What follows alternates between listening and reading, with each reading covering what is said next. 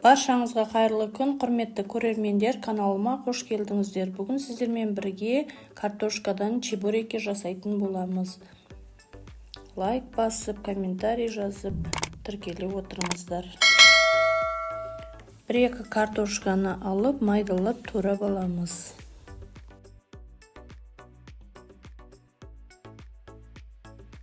Қазанға майды құйып, қыздырып аламыз.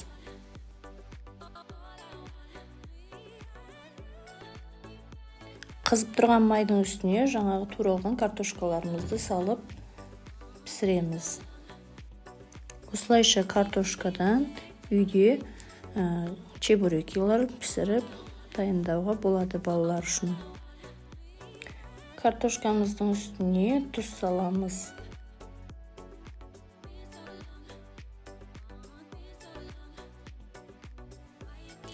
Жақсылап араластырып аламыз.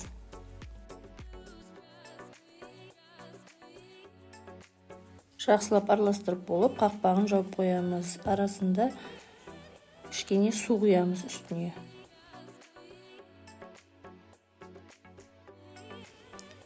Енді қақпағымызды жауып, қазанымыздың астын жай қойып қоямыз. Картошкамыз қуырыла береді.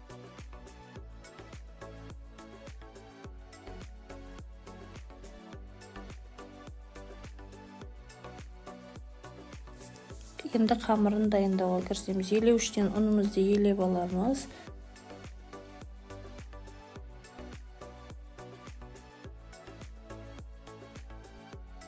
Қайнаған су алып, үстіне тұз салып, жақсылап араластырып, ұнымыздың үстіне құямыз.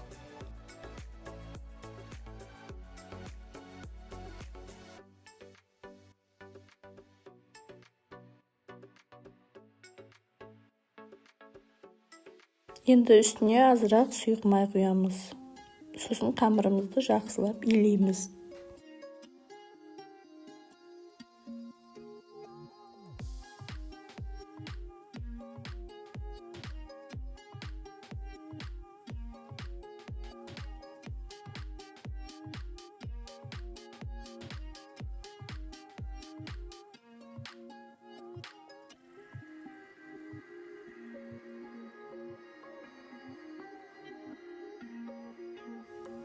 Қамырымызды неге илеп алдық. Жақсылап ие қанғанша илейміз. Енді оны 3 бөлікке бөліп, тындырып қоямыз.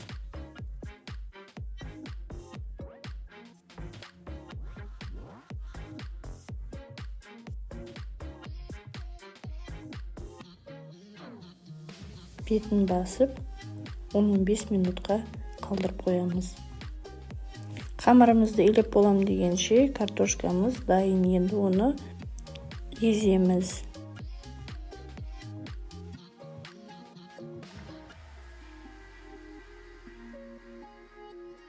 Картошкамыз пісті, енді оны еземіз.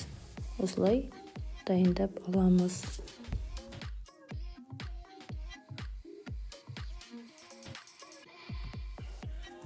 Қамырымызды енді тағы да мұжғылап қоямыз. Тағы да 5-10 минутқа қалдырып қоямыз.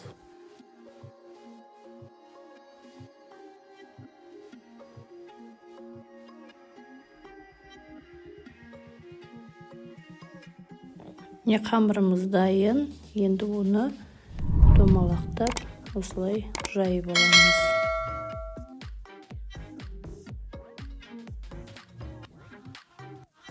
Осылайша майдалап бөліктерге бөлеміз.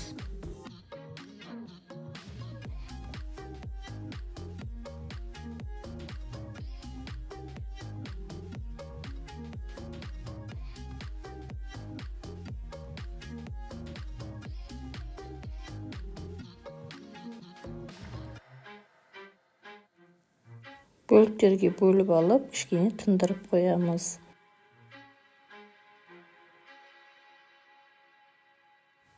Кішкене ұн сеуіп, енді қамырымызды жаямыз. Жұқалап жайып аламыз.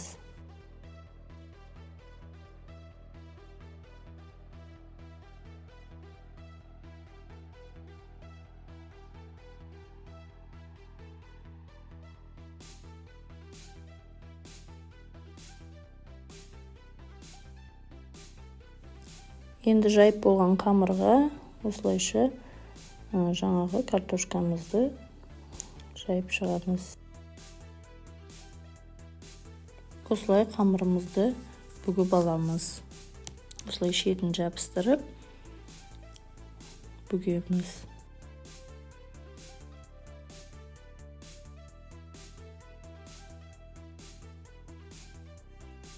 Шетін осындай темірмен әдемілеп шықсаңыздар болады.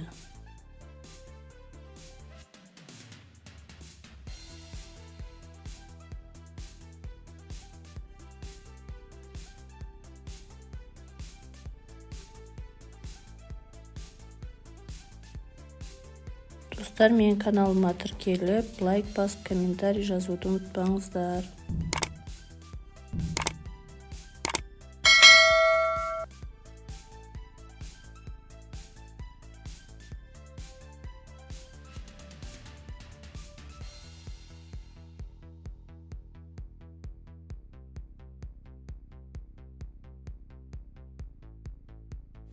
Чебуректеріміз дайын. Енді оны майға қуырып аламыз. Астын қатты қыздырмаймыз. Майдың қатты қызып кетсе, ол күйіп кетуі мүмкін. Сол үшін осылай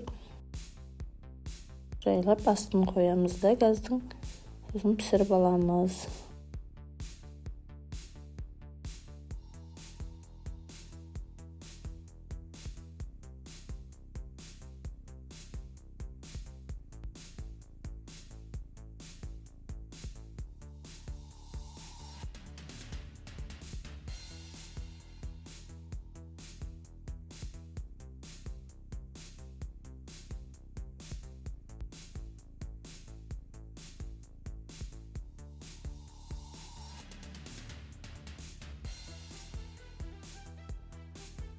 Міне біздің чебурекиларымыз дайын. Үй жағдайында жасап көрсеңіздер болады. Өте оңай жасалуы, қарапайым.